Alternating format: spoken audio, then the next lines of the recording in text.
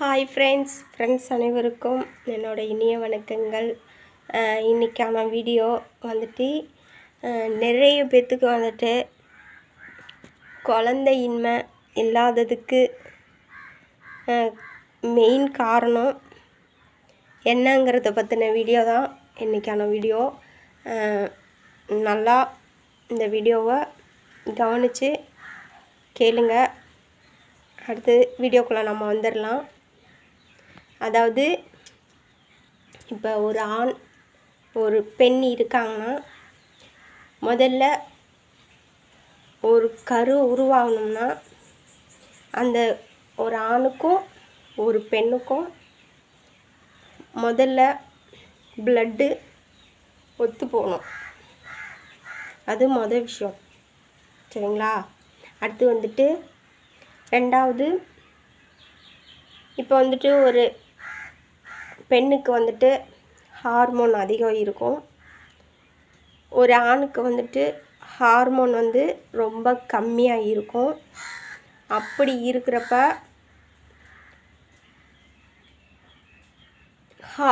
குழந்தையின்மை வந்துட்டு கொஞ்சம் தள்ளி போகும், சரிங்களா?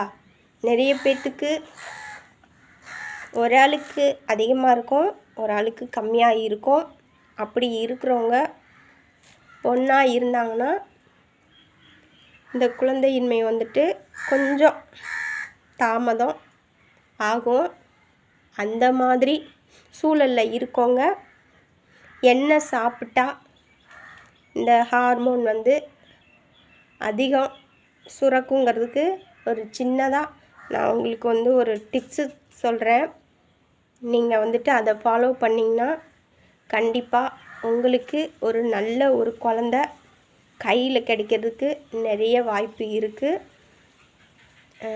நான் அதிகம் பேச விரும்பலை, நான் அதை உங்களுக்கு சொல்லிடுறேன். அதாவது நீங்கள் சத்தான பொருள் நிறைய சாப்பிடுவீங்க, ஆனால் அதில் முக்கியமான பொருளை எனக்கு அது பிடிக்காது, அது நான் சாப்பிட மாட்டேன் அப்படின்னு சொல்லி நீங்கள் ஒதுக்கிடுவீங்க. அந்த ஒதுக்கக்கூடிய பொருளில் தான் உங்கள் உடம்புக்கு எந்த அளவுக்கு ஒரு சத்து குறைவாக இருக்கோ அந்த பொருளை தான் நீங்கள் எனக்கு வேணான்னு நீங்கள் ஒதுக்குறீங்க. இதை முதல்ல நல்லா தெரிஞ்சுக்கோங்க. சாப்பாட்டு விஷயத்தில் எந்த ஒரு பொருளையும் ஒதுக்கக்கூடாது. பிடிக்குதோ பிடிக்கலையோ நம்ம உடம்பு நல்லா ஹெல்த்தாக எந்த ஒரு குறைபாடும் இல்லாமல் இருக்கணும்னு நீங்கள் மனசில் நினச்சிங்கன்னா எந்த ஒரு பொருளையும் ஒதுக்காமல் சாப்பிடணும். ஃபஸ்ட்டு எனக்கு பிடிக்கலன்னு சொல்லிவிட்டு அதை ஒதுக்கிடாதீங்க. ஃபஸ்ட்டு பிடிக்காத பொருளாக இருந்தாலும் அதை முதல்ல கொஞ்சமாக சாப்பிடுங்க. அப்படியே கொஞ்சமாக சாப்பிட்டு அந்த பிடிக்காத பொருள் பிடிக்கிற மாதிரி நீங்கள் சாப்பிட்டுக்கிட்டு வரணும். ஃபஸ்ட்டு கொஞ்சம் சாப்பிட்றீங்களா, அப்புறம் கொஞ்சம் சேர்த்து சாப்பிட்ணும், அப்புறம் கொஞ்சம் சேர்த்து சாப்பிடுங்க. அப்போ அந்த டேஸ்ட்டு பிடிச்சி போச்சுன்னா உங்களுக்கு அந்த தவிர்க்கக்கூடிய சத்தான பொருள் நீங்கள் அதிகமாக எடுத்துக்குவீங்க. நீங்கள் எந்த பொருள் பிடிக்காதுன்னு சொல்லி ஒதுக்குறீங்களோ அந்த ஒரு பொருளில் இருக்கக்கூடிய சத்து குறைபாடு உங்களுக்கு கண்டிப்பாக இருக்கும், சரிங்களா? அந்த மாதிரி தான் உங்கள் உடம்புக்கு தேவையான சத்து இல்லாததுனால தான் குழந்தையின்மை தாமதமாக ஆகுது. இதை நல்லா தெரிஞ்சுக்கோங்க. அடுத்து மெயினாக ஆண்கள் பெண்கள், அது முக்கியமாக கல்யாணம் ஆனவங்க இந்த முருங்கைக்கீரைன்னு சொல்லுவாங்களே, முருங்கைக்கீரையை கண்டிப்பாக சாப்பாட்டில் சேர்த்துக்கணும். நீங்கள் வந்து கல்யாணத்துக்கு முன்னாடி சாப்பிட்ருப்பீங்களோ சாப்பிடாம இருந்தீங்களோ அது தெரியாது. ஆனால் கல்யாணம் ஆனதுக்கப்புறம் கண்டிப்பாக நீங்கள் முருங்கைக்கீரையை வந்துட்டு சாப்பாட்டில் சேர்த்துக்கணும். முருங்கைக்கீரை மட்டும் சாப்பிட்டா பத்தாது. அந்த முருங்கைக்கீரை பறிக்கிறப்ப அதில் இருக்கக்கூடிய பூவையும் பறித்து போட்டு சாப்பிட்ணும்.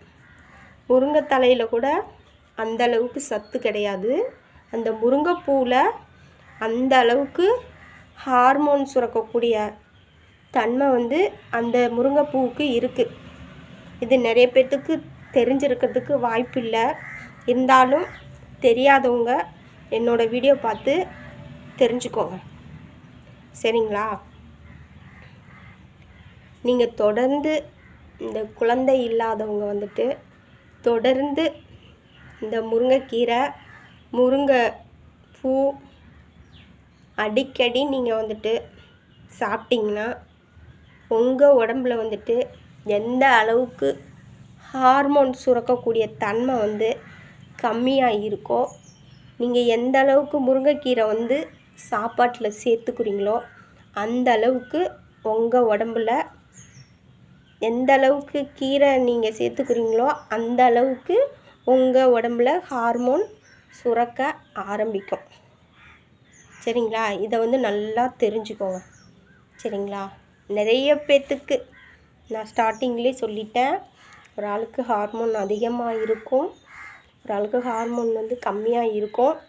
அப்படி இருக்கிறப்ப 2 பேரும் சேர்ந்து இருந்தீங்கன்னா ஒரு ஆளுக்கிட்ட இருக்க குறைபாட்டினால கூட இந்த குழந்தையின்மை வந்துட்டு தள்ளி போகிறதுக்கு நிறைய வாய்ப்பு இருக்குது.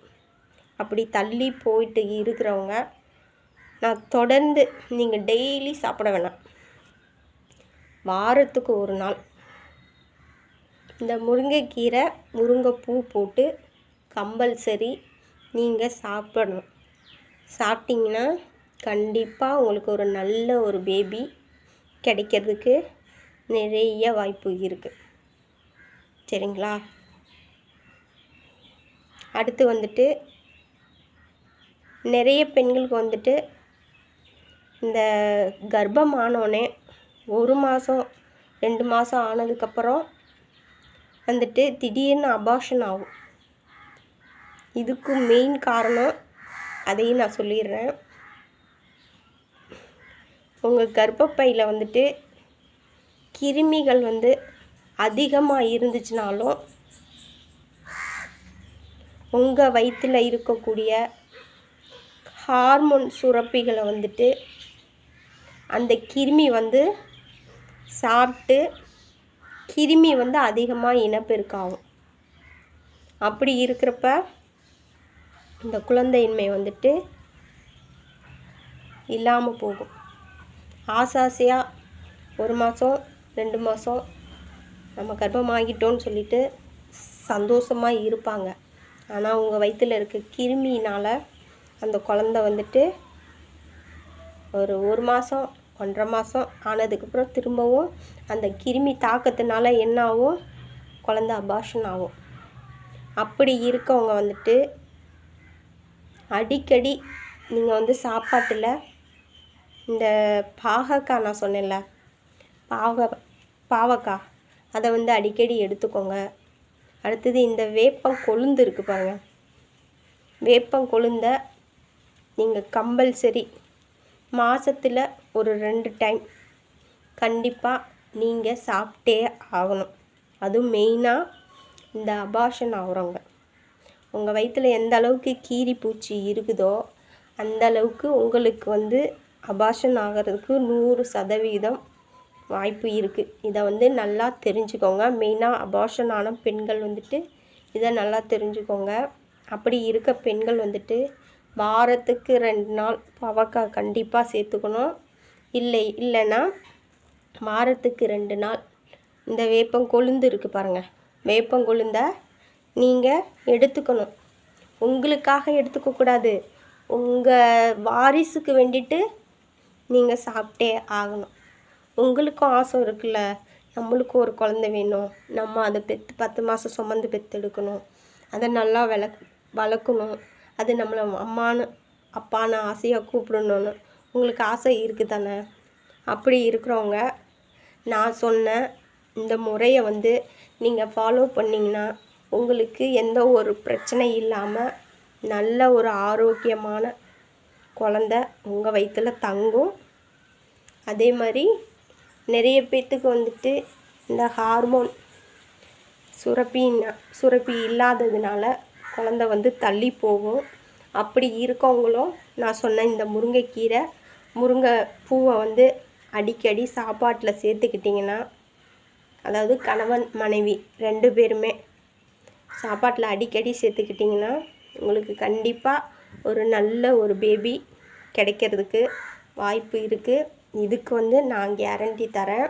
அதனால் நான் சொன்ன விஷயம் உங்களுக்கு பிடிச்சிருக்கும். நான் சொன்ன விஷயத்தை நீங்கள் ஃபாலோ பண்ணுங்கள். உங்களுக்கு நல்ல ஒரு ரிசல்ட்டு கிடைக்கும். அடுத்து என்னோடய வீடியோ பாருங்கள், லைக் பண்ணுங்கள். உங்கள் ஃப்ரெண்ட்ஸுங்களுக்கு வந்துட்டு நான் சொன்ன இந்த 2 விஷயமான, அதாவது குழந்த தாமதமாகிறது, அடுத்தது அபார்ஷன் ஆகிறது பற்றி 2 இதை சொல்லியிருக்கேன். அந்த மாதிரி பிரச்சனை உள்ளவங்க உங்கள் குடும்பத்தில் இல்லை உங்கள் ஃப்ரெண்ட்ஸ் யாரும் இருந்தாங்கன்னா அவங்களுக்கு என்னோடய வீடியோ ஷேர் பண்ணுங்கள். அவங்களுக்கு எதுவும் டவுட்டுன்னா எனக்கு வந்து கமெண்டில் மெசேஜ் பண்ண சொல்லுங்கள். நான் அதுக்கு வந்து ரீப்ளை பண்ணுறதுக்கு நான் ரெடியாக இருக்கேன். என்னோடய வீடியோ வந்துட்டு நான் சொன்ன இந்த விஷயம் சம்மந்தமாக உங்கள் ஃப்ரெண்ட்ஸ் அனைவருக்கும் ஏதாவது ஒரு பிரச்சனை இருந்துச்சுன்னா என்னோடய வீடியோ வந்துட்டு ஷேர் பண்ணிவிட்டு அவங்கள பார்க்க சொல்லுங்கள். நான் சொன்ன மாதிரி இந்த என்ன சாப்பிட சொன்னனோ அதை வந்து தொடர்ந்து சாப்பிட சொல்லுங்கள். அவங்களுக்கு நல்ல ஒரு ரிசல்ட்டு கிடைக்கிறதுக்கு நிறைய வாய்ப்பு இருக்குது. அதனால் என் ஃப்ரெண்ட்ஸ் அனைவரும் என்னோடய வீடியோ பார்த்துட்டு என்னோடய வீடியோவுக்கு மெயினாக சப்ஸ்கிரைப் பண்ணுங்கள், அடுத்தது ஷேர் பண்ணுங்கள், அடுத்து லைக் பண்ணுங்கள். உங்களுக்கு எதுவும் டவுட்டுன்னா கமெண்ட் பண்ணுங்கள். மீண்டும் அடுத்த வீடியோவில் சந்திப்போம். தேங்க்யூ.